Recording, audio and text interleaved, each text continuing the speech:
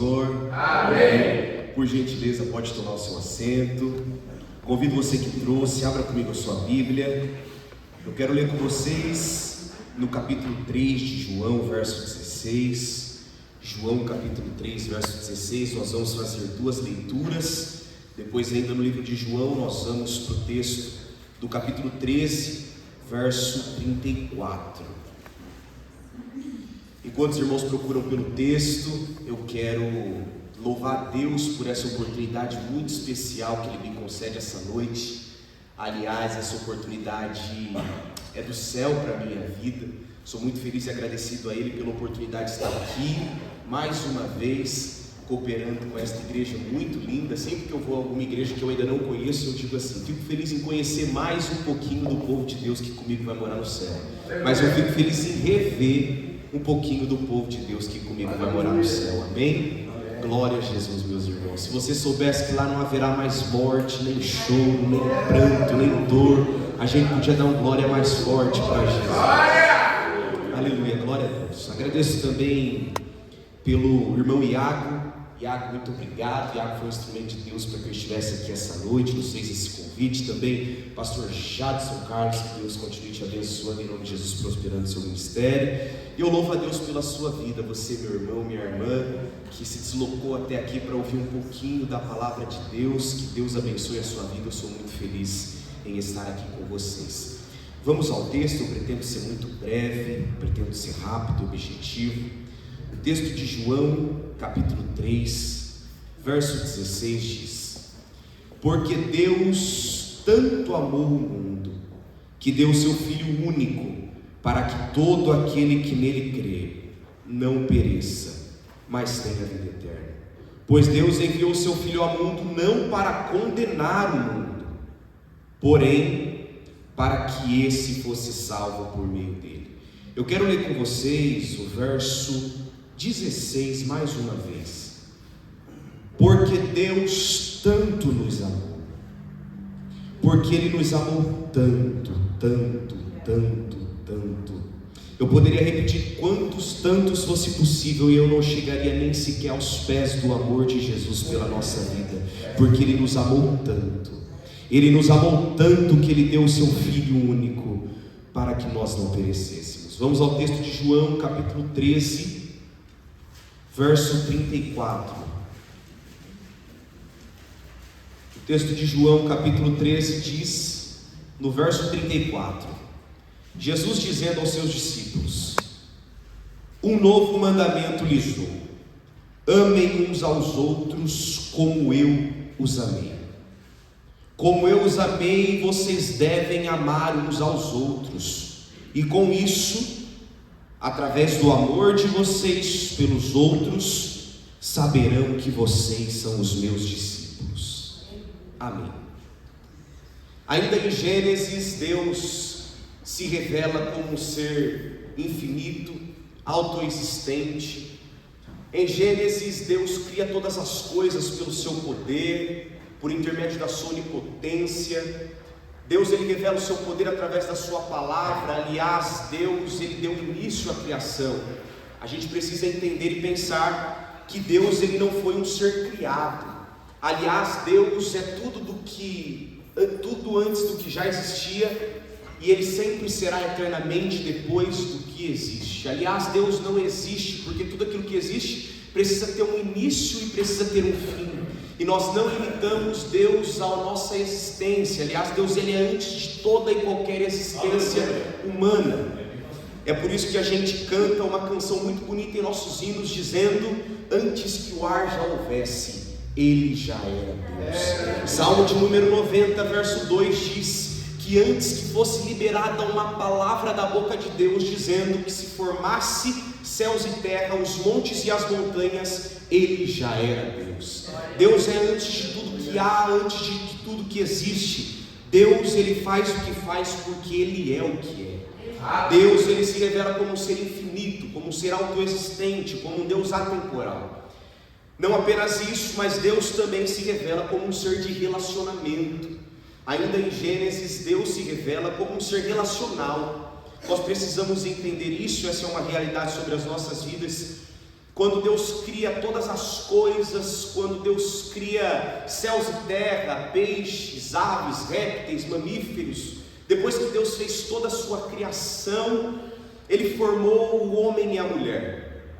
Haja vista que de toda a criação, de todos os animais, de todos os astros que Deus cria, de tudo aquilo que foi feito, formado, criado, desenvolvido por Deus, apenas o homem desenvolve relacionamento com Deus. O homem, ele é parte especial da criação de Deus.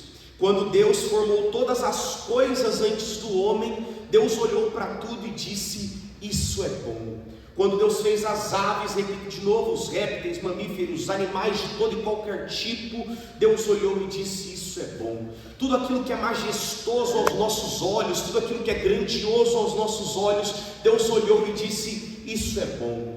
Quando Deus fez céus e terra, Ele olhou e disse: isso é bom. Quando Ele posicionou os astros perfeitamente em sua órbita, Ele olhou e disse: isso é bom.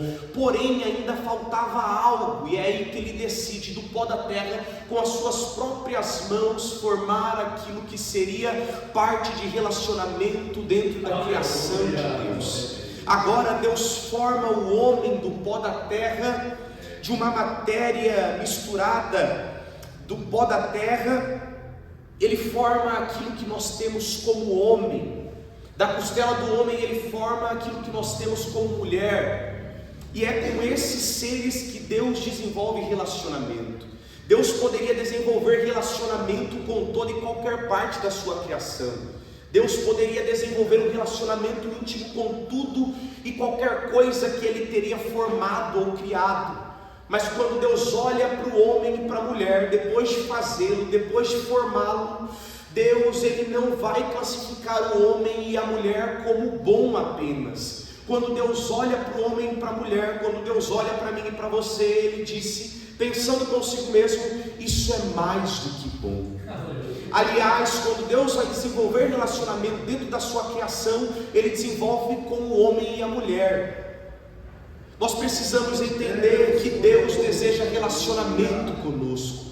Nós fomos criados, formados, desejados por Deus para ter relacionamento com Ele. Essa é uma verdade que precisa estar dentro do nosso coração, que Deus nos formou com um propósito, meu irmão e minha irmã. Deus nos formou com o propósito de termos relacionamento com Ele. Há uma oportunidade especial que foi concedida a mim e a você. Há uma bênção, uma graça de Deus que nos foi dada, e essa graça é ter relacionamento e intimidade com Ele.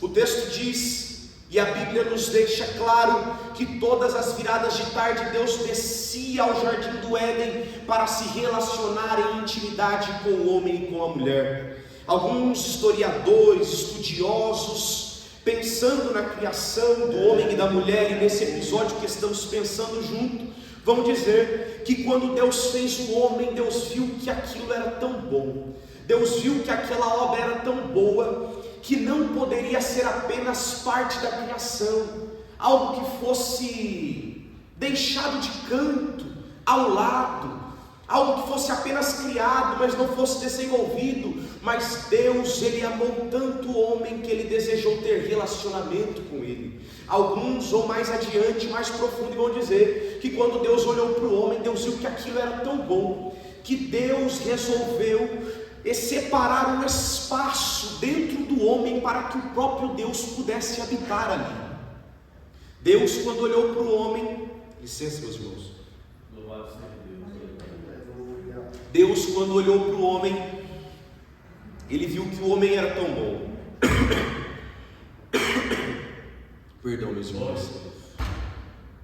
Deus viu que aquela criação era tão perfeita, que Deus decide criar um espaço dentro do homem, para que o próprio Deus pudesse habitar ali. Agora é quando Deus sopra nas narinas do homem o fôlego de vida. O Espírito de Deus entra dentro daquele espaço que o próprio Deus havia criado, e agora o homem está se relacionando em intimidade com o próprio Deus. Mas nós bem entendemos os episódios que são retratados ainda em Gênesis. O homem cai, o homem peca, o homem cede ao pecado. Eu não quero me ater a esse episódio, porque nós precisamos caminhar dentro da palavra. Porém, nesse momento ocorre a queda do homem, quando o homem cede ao pecado e à tentação do pecado.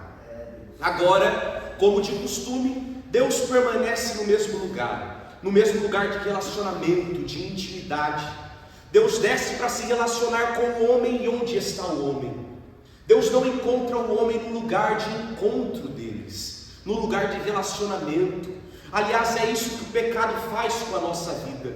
O pecado tem o potencial de nos separar do espaço e do lugar de intimidade com Ele. E agora o homem está separado desse lugar. Aliás, o pecado na nossa vida muitas vezes, e primariamente, ele vem com um bom som e com bons olhos. O texto diz que o fruto é agradável aos olhos. Às vezes o pecado é agradável aos olhos, visivelmente é bom, é prazeroso, porém tem contraindicação, nos afasta do lugar de intimidade com Deus. Eu paro para analisar. Se fosse eu e se fosse você, na posição de Deus, o que nós faríamos? Se fosse eu e se fosse você, na posição de Deus, que posição tomaríamos agora diante de um ser criado? Se Deus liberasse uma palavra, esse homem qualquer, pecaminoso, pequeno, insignificante, não haveria mais na existência. A partir do momento que Deus liberasse apenas uma palavra sequer, aquilo que veio a existir poderia deixar de existir por uma palavra, pois Deus tinha toda a autoridade. Se Ele teve autoridade para fazer o mundo, as nações, céus e terra, astros, com o poder da sua voz, o que seria um homem insignificante e pecador diante de uma palavra de Deus? Mas pensando comigo, se fosse eu, o que eu faria quando temos agora um homem pecador diante de Deus? Nós temos agora o Deus onipotente, onipresente, aquele que tem todo o poder e autoridade diante de um ser tão pequeno, miserável e insignificante diante dos seus olhos. Se fosse nós, se fosse talvez eu e você, nós acabaríamos com o homem ali mesmo. Mas graças a Deus que Ele não vê como eu vejo, e graças a Deus que Deus não pensa como eu penso. Quantas vezes pessoas dizem: errou comigo, é uma vez só, eu não quero mais, não perdoo mais, não tem mais chance comigo, porque é assim que o homem pensa. Mas quando Deus olhou para o homem caído em pecado, o texto de João capítulo 3 versículo 16 diz que Deus amou tanto, Deus nos amou tanto, Deus nos amou tanto, que ao invés de nos condenar, Ele resolveu entregar o seu único Filho, para que nós não perecêssemos, mas tivéssemos vida eterna diante dEle. Graças a Deus, porque Deus não vê como o homem vê, graças a Deus, porque Ele não pensa como pensamos. Porque na visão dos homens, primeiro lindo e depois amado. Na visão dos homens, primeiro bonitinho e depois amado. Na visão dos homens, primeiro consertado e depois amado. Mas graças ao amor de Deus, que foi maior do que os nossos erros e do que os nossos pecados, graças ao amor dele que nos encontrou em miserável condição e nos trouxe de volta para um lugar de intimidade com Ele. Graças a Deus que quando Deus nos viu lá no nosso passado, há 5, 10, 20 anos atrás, o amor dele foi maior do que as nossas limitações, maior do que a nossa insignificância. Graças a Deus pelo amor que nos amou. Aleluia. Aleluia, glória a Deus. Deus, Ele amou tanto, Ele amou tanto, Ele amou a humanidade, Ele amou o homem, mesmo pecador, de uma tal forma que não decidiu acabar com ele. É exatamente nesse momento que nasce aquilo que nós chamamos de missões.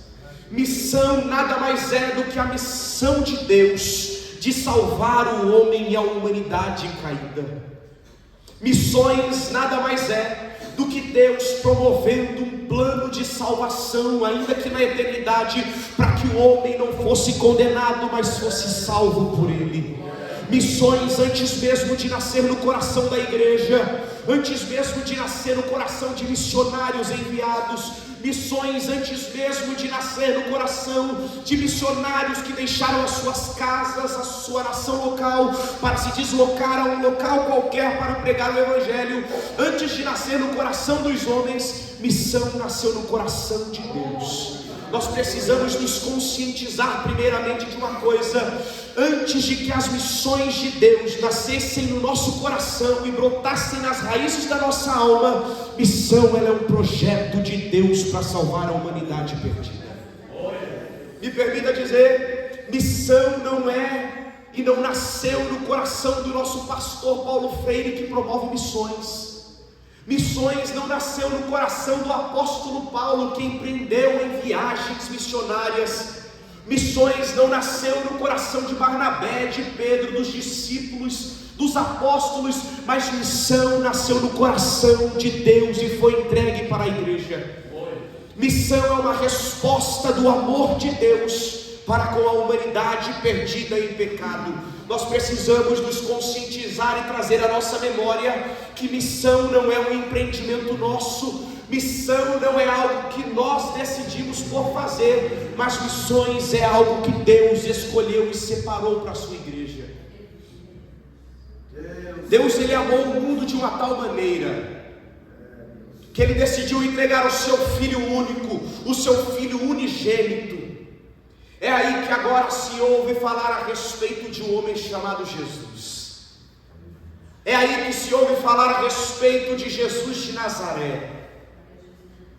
O texto de Isaías capítulo 53 diz que nele não havia beleza alguma para que o desejássemos. Ele não era um homem de muitas posses, ele não era um homem que não tinha muito dinheiro na conta. Se fosse hoje, ele não teria os milhões de seguidores no Instagram que nós muito desejamos. Ele não era um homem chique que vestia o terno do mais caro. Aliás, se fosse hoje, talvez ele teria um chinelo de dedo. Talvez se fosse hoje, ele seria um homem muito simples e nada desejado diante dos nossos olhos. Mas este homem chamado Jesus de Nazaré, Nazaré era um lugarejo, um vilarejo muito simples, afastado, um lugarejo distante que muitas pessoas tratavam como insignificante. Não é à toa que no capítulo 1 de João, Natanael, ouvindo falar a respeito de Jesus de Nazaré, ele ouvindo de que Jesus, este homem importante, o Messias do qual os profetas falavam e profetizavam, vinha de Nazaré, Natanael olha e diz: pode vir alguma coisa boa daquele lugar? Aliás, Jesus vem de um lugar muito simples. Jesus era um homem muito simples. Jesus não tinha muitas coisas, mas Jesus tinha algo que era suficiente. Jesus tinha dentro do seu peito o maior amor do mundo, e Jesus tinha na sua boca a palavra mais poderosa que alguém já tinha ouvido até aquele tempo presente. É por isso que no capítulo 4, versículo 18 de Lucas, ele abre o rolo dentro de uma sinagoga e diz e lê a respeito dele mesmo, dizendo: o Espírito do Senhor está sobre mim, e Ele me ungiu para pregar boas notícias aos cativos. O Espírito do Senhor está sobre mim. Perceba que ele diz: o Espírito do Senhor estava sobre ele com um propósito: pregar boas novas e boas notícias. Jesus, ele veio com um propósito de promover e propagar o amor que o Pai tinha lhe entregado. Aliás, Jesus, ele era a resposta do amor do Pai para conosco, para com a humanidade, para com a gente. Jesus, ele amou todas as pessoas. Jesus, ele também amou o mundo. Jesus, ele é uma revelação do amor de Deus. Jesus, ele veio para trazer o amor do Pai a nós. Porém, o amor de Deus não se limitou a isso. Jesus, ele veio para nos amar. Jesus amou pessoas indignas, insignificantes, pessoas quaisquer, aqueles que ninguém amava. Jesus decidiu amar. Jesus decidiu amar os coxos. Jesus decidiu amar os leprosos. Jesus decidiu amar uma mulher que há 12 anos sofria de uma hemorragia e era considerada impura diante da sociedade. Enquanto os olhos de julgamento estavam diante das pessoas, Jesus escolheu amá-las. Jesus veio para revelar o seu amor. Jesus tocou naqueles que ninguém tinha coragem de tocar. Jesus amou aqueles que ninguém tinha coragem de amar. Jesus visitou aqueles que ninguém tinha coragem de visitar. Jesus foi até aqueles que ninguém tinha coragem de ir. Jesus entrou nas casas que ninguém tinha coragem de entrar. Jesus visitou os becos, as vielas, os valados. Jesus foi aonde ninguém tinha coragem de ir. Jesus amou aqueles que ninguém amou. Porém, Jesus não apenas amou, mas Ele ensinou a amar. É por isso que agora nós chegamos no texto de João, capítulo 13, verso 34, que nós lemos. Jesus está diante dos seus discípulos e Jesus diz a eles: agora eu vos dou um novo mandamento e entrego um novo mandamento a vocês: amai uns aos outros. Perceba que nós temos na mesa Jesus e discípulos. Nós não estamos falando aqui de pessoas não crentes. Nós não estamos falando aqui de pessoas que não têm compromisso com Deus. Jesus está falando com os seus discípulos. Jesus está falando com aqueles que dariam origem à sua igreja, aqueles que dariam continuidade à obra que ele estava iniciando. Jesus está diante dos seus discípulos e conversando com eles. Jesus diz: eis que vos dou e lhes entrego um novo mandamento. Eis que um novo mandamento vos dou. Os discípulos perguntam: e qual mandamento é esse, meu mestre? O novo mandamento é: amai uns aos outros. Perceba que para discípulo é mandamento. E Jesus continua dizendo: e através do amor de vocês, as outras pessoas, olhando vocês, verão que vocês são os meus discípulos. Perceba que a marca de um discípulo é o amor que ele tem pelos outros. É aí que nós vemos a marca de um discípulo de Jesus. Meus irmãos e minhas irmãs, nós precisamos entender que a marca de um discípulo de Jesus é o nosso amor para com os outros. A marca de um verdadeiro discípulo não é o quanto que ele prega bem, não é sobre a oratória, a retórica, se quando canta muita gente pula, não é se quando prega muita gente dá glória. A marca de um verdadeiro discípulo de Jesus é o quanto ele ama, o quanto ele está disposto a amar, o quanto de amor ele tem dentro do seu coração pelos outros. A marca de um verdadeiro discípulo não é o quanto ele faz, não é o quanto ele promove, não é o quanto ele está disposto a fazer. A marca do discípulo é o quanto ele está disposto a amar. Nós precisamos entender que isso é uma verdade. Os discípulos e nós que somos discípulos de Jesus, se nós queremos ser chamados de discípulos, nós precisamos antes estar dispostos a amar como Ele nos amou. Aleluia. Jesus diz aos seus discípulos: vocês precisam estar dispostos a amar assim como eu os amei. Discípulo precisa aprender a amar. Se nós estamos dispostos a fazer parte da igreja de Deus, se nós estamos dispostos a fazer parte do corpo de Cristo, nós não nos limitamos apenas a isso, a quatro paredes. Nós não nos limitamos apenas a um dia de congresso, colocar uma roupa bonita, ensaiar para vir cantar em um congresso, fazer parte de um grupo.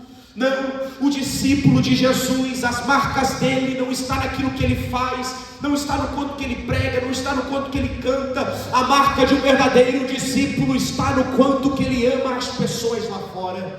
É o quanto que ele ama os indignos, é o quanto que ele ama, é o quanto que ele está disposto a amar. E quando o amor transbordar em nosso coração, aí sim, eles verão e dirão: verdadeiramente este é um discípulo de Cristo Jesus. Porque quando verem o amor o qual a gente ama, eles sim saberão: este é um povo diferente, aquele povo que ama da maneira que Jesus amou. Discípulo tem distinção de fariseu. Discípulo, ele fala e ele faz. Discípulo, ele prega amor e ele ama. Enquanto isso, tem um grupo de fariseu pregando amor, pregando misericórdia, pregando graça, mas não faz, mas não pratica. Aí Jesus está em Mateus capítulo 23, diante desse grupo de pessoas indignado, dizendo: vocês são como sepulcros caiados. Vocês pregam e não vivem. Vocês falam e não vivem o que pregam. Vocês pregam amor dentro da sinagoga, mas vocês passam ao lado de um coxo na Porta Formosa e não tem como estender a mão para ele, porque vocês pregam e não vivem. São como sepulcros caiados. Do lado de fora é bonito, bonito, é formoso, mas por dentro a morte, por dentro apenas ossos, a podridão. Mas Deus não nos chamou para ser sepulcros caiados como fariseus. Deus nos levantou para sermos discípulos dele nesta nação. Deus nos levantou neste tempo para sermos discípulos que prega e vive, que prega o amor e ama. Nós precisamos nos conscientizar de que Deus nos levantou nesta geração, e Deus não nos chamou para ser fariseu, Deus nos chamou para sermos seus discípulos. Jesus, conversando com os fariseus, Jesus diz: vocês pregam muito, vocês falam bastante, mas vocês não vivem e não amam nem 1% do que vocês pregam. Vocês pregam sobre pureza, vocês até quando vão tomar um copo de água, o copo precisa estar limpo, mas de fato vós não estão limpos dentro dos vossos corações, porque vocês pregam e não vivem o que pregam. Raça de fariseus que pregam o amor e não vivem o amor e não amam. Mas Deus nos levantou não para ser fariseus, mas Deus nos levantou para sermos discípulos. Fariseu vai no culto, vai na sinagoga, lê o livro da lei. Fariseu cumpre ritual, fariseu faz tudo bonitinho, mas não vive o amor. Fariseu vai no culto de doutrina, vai na escola dominical, lê a Bíblia, faz devocional. Mas Deus nos chamou não apenas para a tradição, mas Deus nos chamou para praticar e viver o amor o qual Ele nos amou. A graça dEle nos capacitou, e o amor que Ele nos amou precisa ser repassado para outros. E a questão é: vai passar para o próximo ou vai ficar aí com você? Nós precisamos amar como Ele nos amou. O amor com o qual Ele nos amou é tão infinito e é tão grande que quando nos enche, Ele transporta de forma que as outras pessoas passam a senti-lo também. Ele nos enche de tão grande forma que outras pessoas precisam senti-lo também. O irmão que me antecedeu muito bem transmitiu a nós aqui: aquilo que Ele nos entregou precisa ser repassado. E a questão é: vai repassar ou vai ficar só com a gente? Deus nos levantou para repassar o amor o qual Ele nos amou. Ele nos chamou para transbordar este amor, esta graça, esta misericórdia. Que sensação tão boa quando Ele nos encontrou, quando Ele nos viu ainda em pecados, nos tomou pela mão, nos levantou. E outras pessoas precisam sentir esta graça. Há uma geração clamando para sentir este amor que você tem para transbordar na vida deles, este amor que Deus te entregou para você transbordar. É tempo de espalhar o amor de Cristo Jesus. Jesus, Ele vem também para amar e para ensinar a amar. Voltando para o texto de Lucas capítulo 4 verso 18, Jesus diz: o Espírito do Senhor está sobre mim para pregar boas novas de salvação. Perceba que o Espírito Santo de Deus, Ele é o poder capacitador que dá unção para Jesus fazer tal missão, o qual Ele veio para exercer. O Espírito Santo de Deus, Ele é o poder capacitador que Deus nos entregou para que nós venhamos proclamar boas notícias de salvação e pregar o Evangelho. Em Mateus capítulo 24, Jesus está prestes a ascender aos céus. Jesus está se despedindo dos seus discípulos e diz: ide por todo mundo, pregai o Evangelho a toda criatura. Aqui eu estou parafraseando para a gente entender. Ide por todo mundo, pregai o Evangelho a toda criatura. Jesus dá ordem aos seus discípulos, mas Jesus não permite eles irem sem uma coisa: antes ficai em Jerusalém, até que do alto sejais revestidos de poder. Jesus está dizendo: vão, preguem o Evangelho, façam discípulo, em meu nome, batizam em meu nome, do Pai, do Filho, do Espírito Santo. Mas antes de irem, antes de pisarem os pés para fora, para fazer qualquer coisa sequer, antes de pregar o Evangelho, fiquem em Jerusalém, até que do alto sejais revestidos de poder. É aí que nós chegamos no texto de Atos capítulo 2. O texto de Atos capítulo 2 diz que, estando todos reunidos no mesmo lugar, foram vistas por eles línguas repartidas como que de fogo, das quais pousavam em cada um deles. Eles começaram a falar em outras línguas, conforme o Espírito Santo lhe concedia que falassem. Exatamente naquele momento, o Espírito Santo de Deus abraça a terra. Exatamente naquele momento, o Espírito Santo de Deus abraça a igreja. Nós não estamos diante de um evento qualquer, nós não estamos diante de um culto qualquer, mas nós estamos diante do culto mais pentecostal da história. É nesse momento que o Espírito Santo abraça a igreja. Agora nós temos uma diferença: a igreja está cheia do Espírito Santo de Deus. Agora nós temos um grupo de homens e mulheres cheios do Espírito Santo de Deus. Se no texto de Atos capítulo 2, nós temos o Espírito Santo enchendo a igreja, nós temos o Espírito Santo enchendo a terra, tudo aquilo que vem depois desse episódio é consequência daquilo que o Espírito Santo faz na nossa vida. Em Atos, melhor dizendo, me perdoa, no capítulo 3, nós temos a primeira pregação de Pedro. Muitas pessoas não estão entendendo o que está acontecendo no culto de Pentecoste. Pedro diz: eles não estão loucos, muito menos bêbados. Pedro começa a pregar para uma multidão de pessoas, e no final do capítulo 3 diz que agora nós temos cerca de 3.000 crentes na igreja agora, a partir da primeira pregação de um homem cheio do Espírito Santo. Veja só o que um homem cheio do Espírito Santo, o que um homem na mão do Espírito Santo é capaz de fazer. O Espírito Santo desce no mesmo instante, em questão de horas depois, nós temos 3.000 pessoas convertidas. Aliás, é apenas o Espírito Santo que convence o homem do pecado, da justiça e do juízo. É apenas o Espírito Santo que é capaz de capacitar homens insignificantes para uma obra tão significante como a obra das missões. Nós temos agora 3.000 pessoas aceitando o Evangelho e fazendo parte da igreja de Cristo. Meus irmãos, eu já estou finalizando.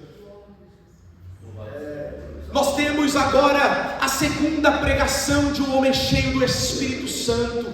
Pedro e João estão diante do Sinédrio, depois de serem presos por liberarem uma palavra de cura sobre um homem coxo. Nós estamos diante da segunda pregação de um homem cheio do Espírito Santo. Pedro, ele prega mais uma vez, e agora mais 2.000 almas aceitam a Jesus através de uma pregação. Veja só, em questão de pouco tempo, de um pouco espaço de tempo, em questão de pouquíssimos dias, 2 dias, 3 dias, podemos pensar, nós temos 3.000 pessoas no primeiro dia, depois do batismo com o Espírito Santo, aceitando a Jesus e fazendo parte da igreja. Agora, na segunda pregação, nós temos cerca de 5.000 crentes aceitando a Jesus.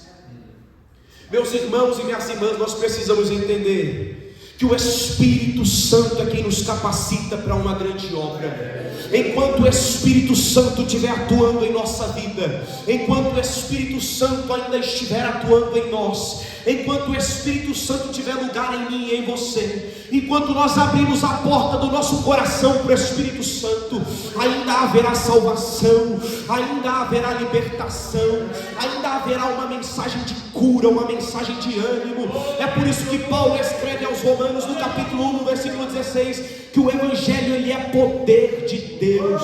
Enquanto o Evangelho estiver sendo pregado, ainda haverá poder de Deus na igreja. Tem muita gente dizendo que o poder acabou, que o poder já foi. Meu irmão e minha irmã, enquanto a palavra de Deus ainda estiver sendo pregada nos nossos púlpitos, ainda haverá poder de Deus, ainda haverá poder de Deus para a libertação, ainda há poder de Deus para as nossas vidas, para curar, para salvar, para libertar, para batizar com o Espírito Santo. Ainda tem poder de Deus para fazer milagre na igreja. Enquanto a nossa Bíblia estiver aberta, ainda haverá poder do Espírito Santo manifestando em nós para fazer milagres e maravilhas. Enquanto nós pregarmos esta palavra, enquanto nós pregarmos o Evangelho, enquanto tivermos dispostos a abrir a boca para pregar essa palavra, ainda haverá poder em nossas vidas, ainda haverá poder nas nossas igrejas. Enquanto a palavra de Deus estiver sendo pregada aqui no Jardim Esmeraldina, ainda haverá pessoas entrando por essas portas aceitando a Jesus. Enquanto a palavra de Deus estiver sendo pregada aqui, enquanto o Evangelho estiver sendo pregado, ainda haverá poder de Deus sobre a sua casa, ainda haverá poder de Deus sobre a sua vida, e haverá manifestações do Espírito Santo em nosso meio. Enquanto pregarmos a palavra, ainda haverá poder de Deus sobre a nossa vida. Tem crente frio porque quer, meu irmão. Enquanto nós pregarmos a palavra, ainda haverá poder. Ainda haverá poder. Se quer poder, medita na palavra. Se quer ver Deus fazendo poder, pregue a palavra, manifeste a palavra, porque a palavra de Deus é suficiente. É o Espírito Santo que nos capacita. Se está faltando palavra de Deus sendo pregada na nossa boca, se está faltando amor no nosso coração, se está faltando missões através das nossas vidas, é sinal de que precisamos de novos enchimentos do Espírito Santo. Se não estamos convertendo almas, se não estamos trazendo pessoas para dentro desse templo, é sinal de que precisamos de novos enchimentos da parte do Espírito Santo. Se não estamos pregando o Evangelho no nosso trabalho, na nossa escola, na nossa faculdade, na nossa rua, na nossa vizinhança, sinto lhe dizer, meu irmão, é sinal de que precisamos de novos enchimentos do Espírito Santo sobre a nossa vida. Se não estamos trazendo pessoas para este lugar de comunhão, se não estamos promovendo o Evangelho, o amor de Deus, é sinal de que precisamos ser aquecidos novamente. É sinal de que precisamos ser movimentados pelo fogo do Espírito Santo. É sinal de que estamos precisando de novos enchimentos do Espírito Santo. Mas há uma mensagem de esperança para a nossa vida. O amado da nossa alma, Espírito Santo, está aqui para acender o nosso coração, para que nós venhamos pregar o Evangelho, a mensagem da cruz, a mensagem de salvação. Se está precisando de fogo, o Espírito Santo tem fogo para a sua vida. Chega de mornidão, chega de ficar frio. O Espírito Santo tem novos enchimentos para a nossa vida. O Espírito Santo tem novos enchimentos para o nosso coração.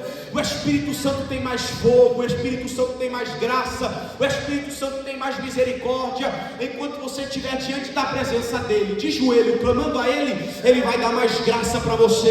Ele vai te dar mais misericórdia. Ele vai derramar mais do amor dele sobre a sua vida. E através da sua vida o nome dele será glorificado. Agora eu finalizo de verdade. Eu gosto do texto de Atos, capítulo 8, versículo 5, que dá continuidade da missão da igreja aqui na terra. O texto diz a respeito de um homem chamado Felipe, e o texto diz que Felipe ia a Samaria pregando a Cristo. Parece poucas palavras, um verso curto, pequeno, mas é muito significante para nós, igreja, entendermos a respeito do que fomos chamados. O texto diz que Felipe pregava a Cristo. Esse era o único conteúdo da mensagem, a Cristo. O único conteúdo da mensagem de Felipe, aquilo que tinha no esboço de Felipe, era Cristo. Aquilo que Felipe pregava, proclamava, era Cristo. Felipe, ele não pregava teologia coach, muito menos teologia da prosperidade. Aliás, há muita gente em nosso meio que pensa, se a gente pregar isso vai dar ruim, se a gente falar isso não vai dar bom para a gente mais não. Tem muita gente que já está mudando o conteúdo da mensagem, meu irmão. Tem muita gente que agora está pregando psicologia nos púlpitos. Não estou falando que é válido, eu estudo isso, mas estou falando que para a salvação o poder de Deus é o Evangelho, porque o Evangelho é poder de Deus para a salvação. Tem muita gente que por medo das represálias, por medo dos levantes, já está mudando o conteúdo da mensagem. Quando vão fazer os seus esboços, eles não pregam mais uma palavra cristocêntrica. Agora fica mais fácil pregar uma palavra coach. Que tal a gente pregar uma palavra teologia da prosperidade, talvez? Que tal hoje a gente pregar sobre psicologia? A gente pregar sobre as emoções? Que tal hoje a gente falar sobre as necessidades da igreja? As necessidades emocionais? Que tal a gente pregar sobre qualquer coisa outra, muito menos a Cristo? Tem muita gente que já mudou o conteúdo da mensagem, mas o único conteúdo da mensagem da igreja ainda continua sendo Cristo Jesus. É por isso que Paulo escreve dizendo: eu me importo em pregar Cristo Jesus e esse crucificado. A igreja não foi chamada para pregar teologia coaching. A igreja não foi chamada para pregar psicologia nos nossos púlpitos. É tempo de abrir as nossas Bíblias e pregarmos a Jesus Cristo. Não é tempo de ficar pregando teologia da prosperidade para trazer gente para o nosso rebanho. Nós não precisamos de número, quantidade. Nós precisamos pregar a Cristo. A mensagem da palavra de Deus, a mensagem de Cristo Jesus, é a única mensagem que a igreja precisa. Nós não vamos mudar o conteúdo da nossa mensagem, nós não vamos mudar o nosso esforço, nós não vamos dar jeitinho na coisa porque o mundo quer ouvir tal coisa, porque o mundo quer ouvir blá blá blá. Nós vamos continuar pregando a palavra de Deus em Cristo Jesus e esse crucificado. O único conteúdo da nossa mensagem ainda continua sendo Cristo. Ainda continua sendo Cristo. Ainda continua sendo Cristo. Cristo Jesus, Ele é o suficiente para a nossa alma. Cristo Jesus, Ele é supremo, Ele é poderoso. Ele sim pode satisfazer toda e qualquer necessidade. Cristo Jesus, Ele pode satisfazer as nossas necessidades emocionais, sociais, financeiras. Ele sempre será suficiente. A Bíblia sempre será suficiente, meu irmão e minha irmã. Deus nos chamou e nos levantou para pregarmos uma palavra: Cristo Jesus e este crucificado. Não existe nenhuma palavra mais poderosa do que essa. Não existe nenhum esboço mais poderoso do que aquele que, quando é feito, é regado pelas lágrimas na presença do autor Jesus de Nazaré. Não existe nenhum esboço que é mais impactante do que aquele pensado primariamente e unicamente em Cristo Jesus do Calvário. Não existe nada que é mais suficiente do que Cristo. Não existe nada que é mais suficiente do que Ele. É por isso que Ele diz: eu sou o caminho, em João capítulo 14. Eu sou a verdade, eu sou a vida. Não existe nenhum caminho além dEle. Não existe nada além dEle. É apenas Cristo Jesus que nós precisamos. É apenas Cristo Jesus que esse mundo precisa escutar, meus irmãos e minhas irmãs. Deus nos encheu de graça e Deus encheu a nossa boca com apenas uma mensagem: a mensagem de Cristo Jesus. O que o mundo precisa? O mundo não precisa de massagear o ego deles. O mundo não precisa de uma palavra psicológica. O mundo não precisa de uma teologia que vai afaziar o ego. O mundo não precisa daquilo que vai dar um jeitinho na vida. O mundo não precisa de massagem no orgulho. O mundo precisa de Jesus Cristo. O mundo clama por ouvir esta mensagem. O mundo clama por ouvir esta palavra. Desde o início da igreja, Jesus fez milagre, maravilha, poder manifestado através de uma única e simples palavra: Jesus Cristo e esse crucificado. Talvez seja por isso que não estamos mais vendo o poder se manifestar. Talvez seja por isso que não estamos mais vendo muita coisa acontecer, porque deixamos de abrir a nossa Bíblia no Evangelho de Cristo, porque deixamos de pregar o Evangelho de Cristo, porque deixamos de pregar o poder de Deus através da vida do Cristo Jesus e este crucificado. Quer ver poder? Pregue o Evangelho, pregue a Cristo. Enquanto pregarmos o Evangelho e a Cristo Jesus, haverá manifestação de poder, haverá graça na nossa vida. Mas graças a Deus que aqui no Jardim Esmeraldina nós temos uma igreja que ainda abre a Bíblia, que ainda prega o Evangelho, que ainda se conscientiza em missões. Glória a Deus pela sua vida, meu irmão e minha irmã. Assim eu agradeço a minha oportunidade, em nome de Jesus.